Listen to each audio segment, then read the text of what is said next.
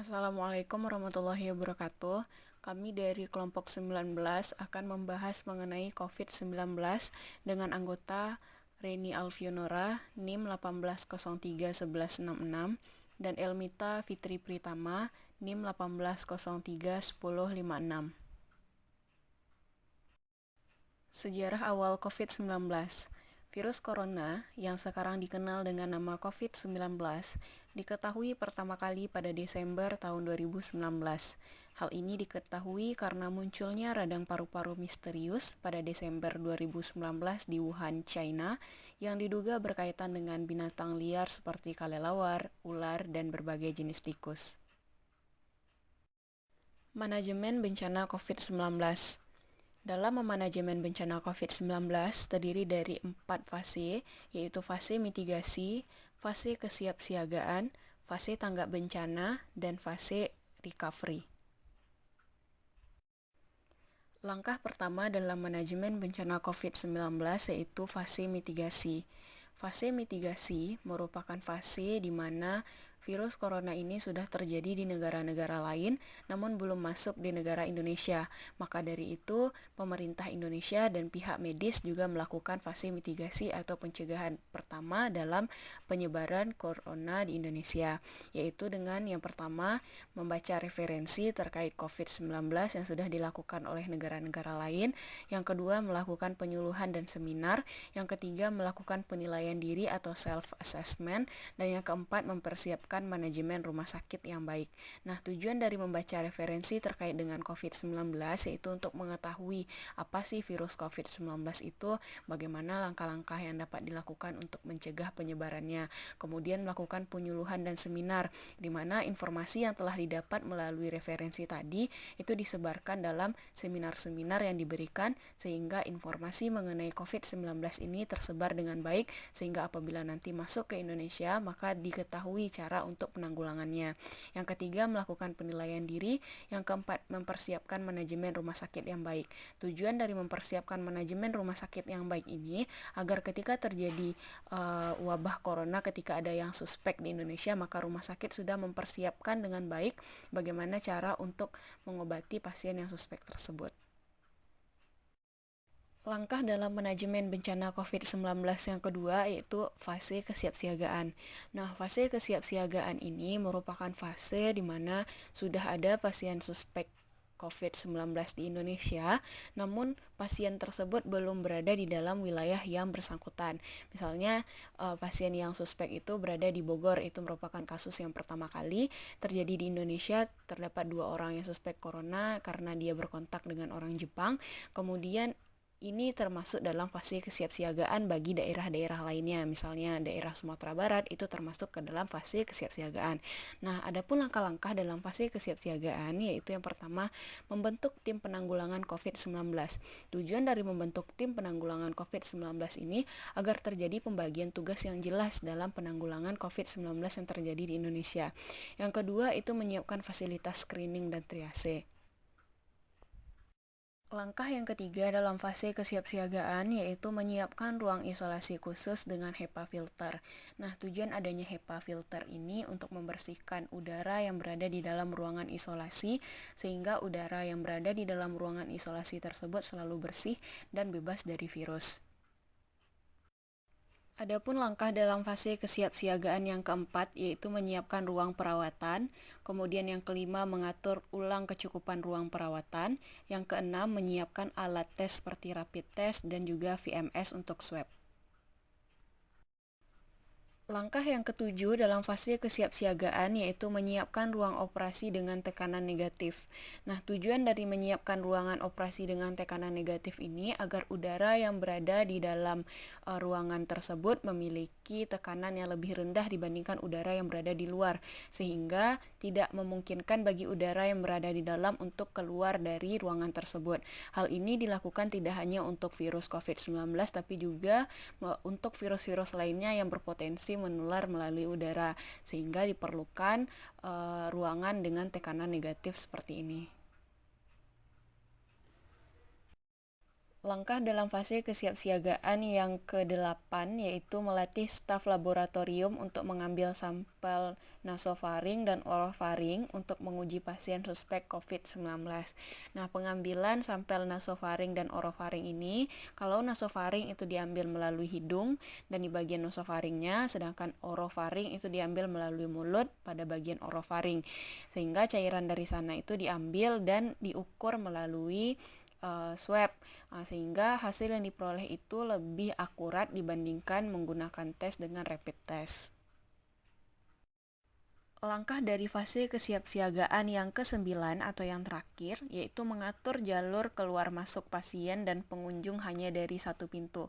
Nah, tujuannya adalah agar pasien ataupun pengunjung yang keluar masuk ke rumah sakit tersebut memiliki satu akses saja untuk keluar dan masuk, sehingga lebih mudah untuk dilakukan pemantauan. Dan pada satu pintu masuk itu sudah dilakukan pengukuran suhu tubuh, kemudian diberikan hand sanitizer ataupun disuruh untuk mencuci tangan dengan baik sebelum masuk ke dalam ruangan.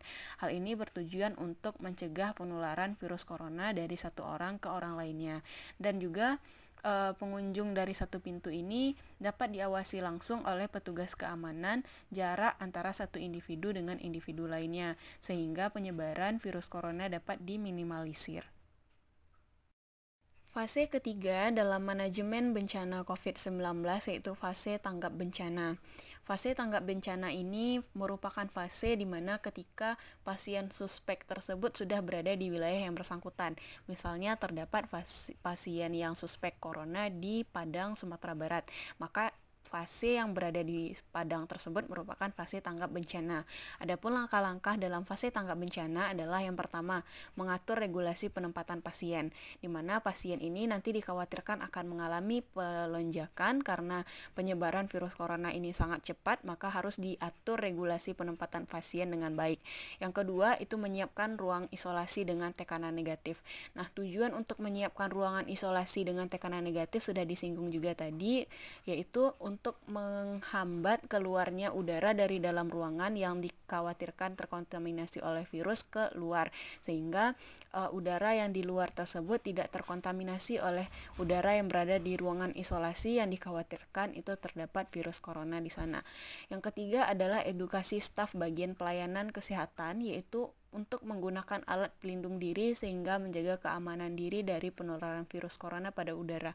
Nah, edukasi untuk pemakaian alat pelindung ini terdapat menjadi beberapa level, ada level 1, 2, dan 3 yang disesuaikan lagi dengan pasien virus corona yang ada pada rumah sakit tersebut.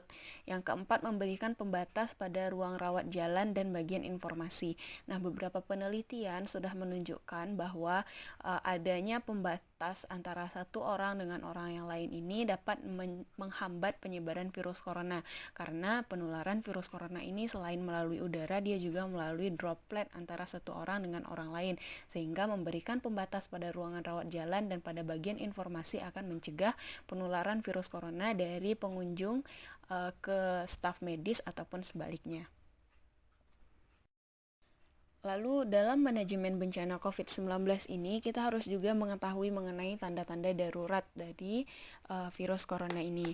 Nah, tanda darurat terinfeksi virus corona yaitu kesulitan bernapas, karena virus corona ini menyerang saluran pernapasan sehingga terkesan paru-parunya penuh dengan air seperti pneumonia akut.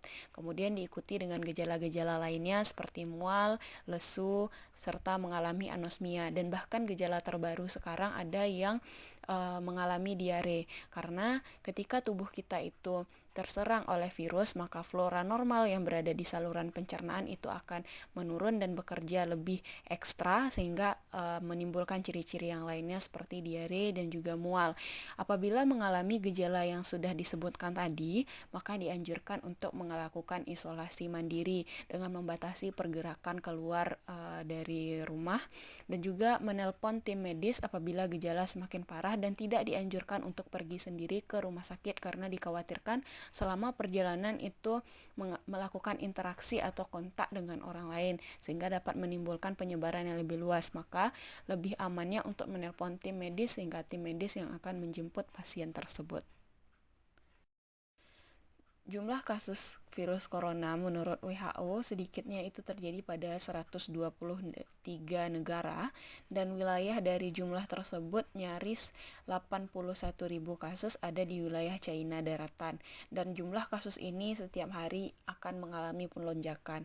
Bagaimana yang terjadi di Indonesia, kurva mengenai penularan virus corona ini terus saja menanjak. Hal ini disebabkan karena kurangnya kepatuhan dari masyarakat untuk mematuhi protokol kesehatan, sehingga virus ini dapat menular dengan cepat di Indonesia. Jumlah kasus virus corona yang selalu meningkat di Indonesia mengakibatkan Kementerian Kesehatan Republik Indonesia melalui Keputusan Menteri Kesehatan nomor HK 0107-Menkes-104-2020 pada 4 Februari 2020 telah menetapkan COVID-19 sebagai penyakit dapat menimbulkan wabah dan penanggulangannya. Penyebaran COVID-19. Nah, virus corona ini menyebar dari satu orang ke orang lain.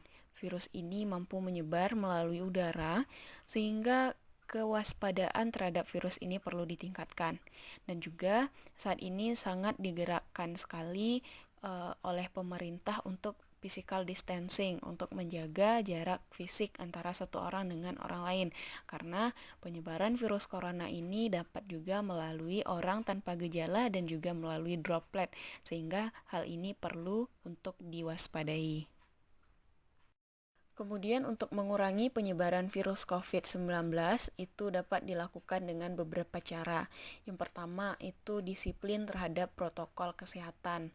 Nah, protokol kesehatan harus dipatuhi untuk mencegah penyebaran virus corona, yaitu dengan memakai masker. Memakai masker ini dengan cara yang baik pula, tidak diturunkan ke hidung atau tidak diturunkan ke dagu. Masker itu harus senantiasa naik ke atas hidung sehingga menutupi hidung dan mulut. Kemudian menjaga jarak fisik antara satu orang dengan orang lain sehingga meminimalisir berpindahnya droplet antara satu orang dengan orang lain. Kemudian mencuci tangan dengan teratur. Tujuan dari mencuci tangan dengan teratur ini karena tangan merupakan bagian dari tubuh yang selalu berkontak dengan benda-benda ataupun dengan orang lain, sehingga tangan ini merupakan perantara virus yang paling cepat, sehingga harus selalu dicuci dengan teratur atau dapat dengan menggunakan hand sanitizer. Nah, kemudian menghindari kerumunan. Yang kedua, itu pemerintah juga sudah memberlakukan pembatasan perjalanan baik untuk wisatawan asing maupun bagi wisatawan di dalam negeri atau wisatawan domestik. Nah, untuk wisatawan asing yang masuk di Indonesia ini harus melakukan isolasi terlebih dahulu di bandara, sedangkan untuk wisatawan domestik itu harus menunjukkan kartu kesiapsiagaan kesehatan atau HAC di bandara, kemudian melakukan swab test dalam jangka 2 kali 24 jam sebelum penerbangan, dan juga menjaga jarak di bandara. Peran media sosial dalam pencegahan COVID-19.